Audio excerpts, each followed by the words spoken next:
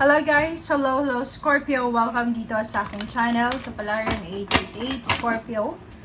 Alamin natin kung anong messages, vibration, gabay energy para sa lahat. General reading to para sa lahat ng Scorpio. Tingnan natin yung guidance message para sa portal opening ngayong March 3, 2025. So magsisimula yung opening na to this day, March 3.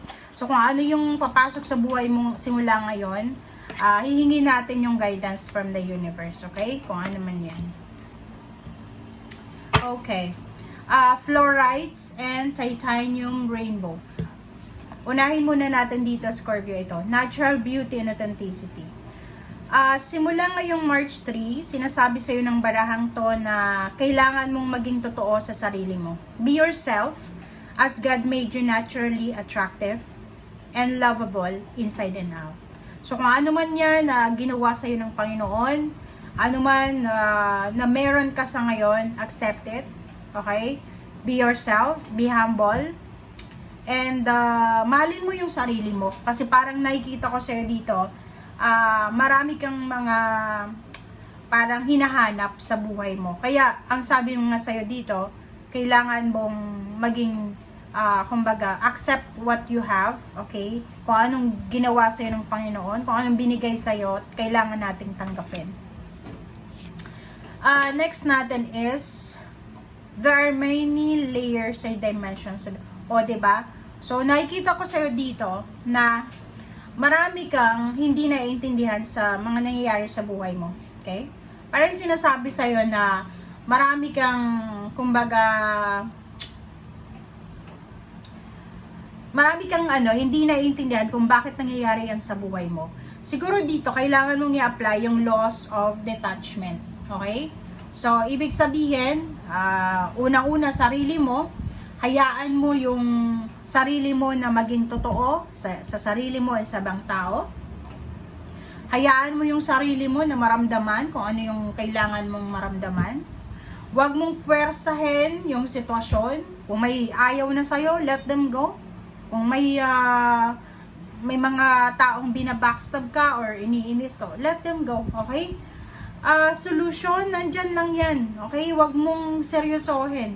And yung buhay natin sa mundo, wala tayong kasiguraduhan. So, huwag tayong masyadong ma-pressure, huwag mong i-compare yung buhay mo sa ibang tao, okay? Embrace it. Yakapin mo kung anong meron ka sa ngayon. Kasi yun yung importante, hindi ka na andito sa mundo. You're not here to please everyone. You're not here para namnamin yung perfect life. Kasi walang perfect life. Okay? Napaka-imposible na makakapagod yung pamumuhay na ganito. Yung parang hindi mo pinapakita kung ano yung katotohanan, kung ano yung nararamdaman mo. Okay? And dito din, sa barahan mong ito, sinasabi na wala ka dito sa mundo, you're not here to convince people na eto ka, ganyan ka. Okay? So, wag mong isiksik yung sarili mo sa isang sitwasyon, sa isang, kumbaga, environment na hindi, na-outgrown mo na eh. 'Di ba? So, you're not here para tanggapin kung ano lang yung sinesend back sa'yo, 'di ba?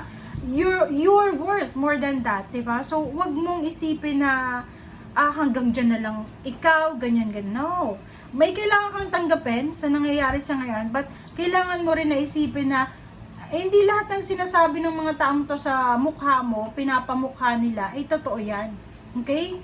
So, dito, sinasabi, you're not here to play it safe and pursue your dreams despite the fears and discomfort that come from growth. Parang ganon. And sinasabi din sa'yo dito na i-welcome mo pa rin yung mga pagbabago and hindi mo obligasyon na, like sa relationship, hindi mo obligasyon na ayusin yung pag-uugali ng karelasyon mo kasi ugali niya yun eh. You're not here to fix or change someone or anyone.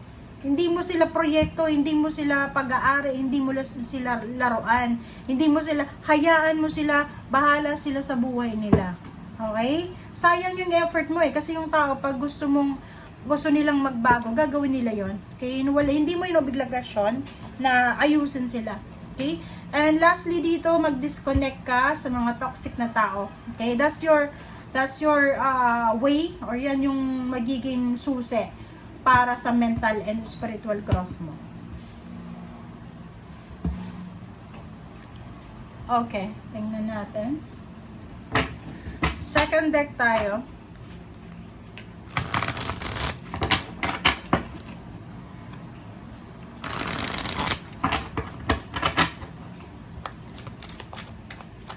Scorpio. Oops. Okay. Wow. Nakikita mo ba to?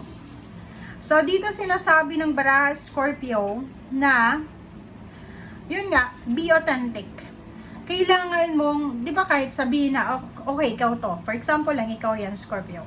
Nakikita mo yung mga tao sa paligid mo na, iba sila eh. Di ba? Parang iniisip mo, ay, perfect yung life nila. Wala silang problema, ganyan, ganito. Hindi. Nakikita mo lang kung ano yung pinapakita nila. Lalo sa social media. Hindi mo nakikita kung ano talaga yung pinagdadaanan nila. So, wag nating i-assume na perfect yung life nila and sa'yo is hindi perfecto. Hindi. Baka mas maganda pa yung buhay mo kaysa sa kanila. Kasi, normally yung mga yan, okay, hindi natin nila lahat. Pero yung mga everyday nagpo-post sa social media ng mga ganap nila, yun lang yung kaya nilang maipagmalaki. Pero, at the end of the day, sila yung nakakaalam kung ano yung totoong sitwasyon nila. Okay? Okay, Scorpio, so be careful. Kasi baka hindi mo to maramdaman dahil sa sobrang paghahanap mo. Magician, number 1, sinasabi ng baraha sa'yo na may unexpected incoming of money. Diba? It's a money matters to. In the future, so maybe next year or maybe in few months after this 3-3 portal opening, sinasabi isang magic, isang hindi inaasahan na pera ang darating sa'yo. So, sabihin na nating future siya or sabihin na nating hindi pa siya sa ngayon. Okay? Okay, Scorpio.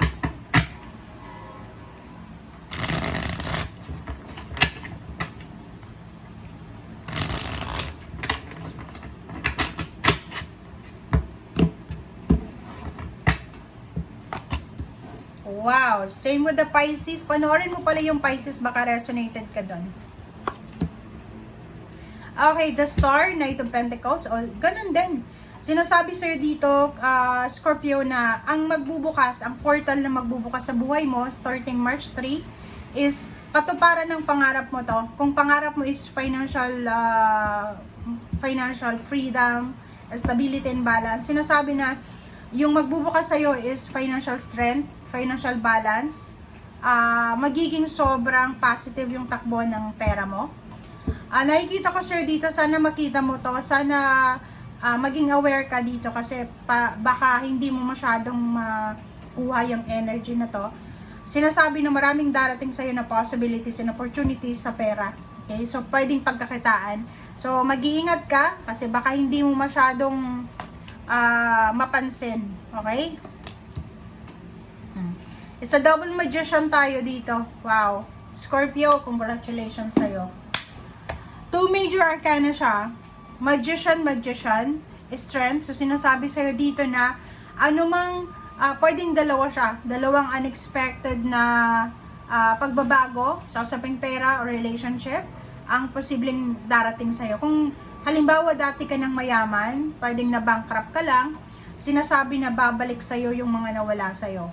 Or if ever man maraming nawala sa'yo sa past, Scorpio, like na-scam ka, or pwedeng nanakawan ka, dito sinasabi sa'yo ng baraha, huwag kang mag-alala kasi on the way na yung development, on the way na yung balance, financial balance, on the way na yung recovery, yung empowerment na talagang deserve mo. So, dalawa siya, magician, dalawang magic, dalawang magsisimula, dalawang wish fulfillment ang posibleng darating sa'yo. So, brace yourself, prepare yourself dahil nakatandaan na yan talaga na ibigay sa'yo ng universe. Okay?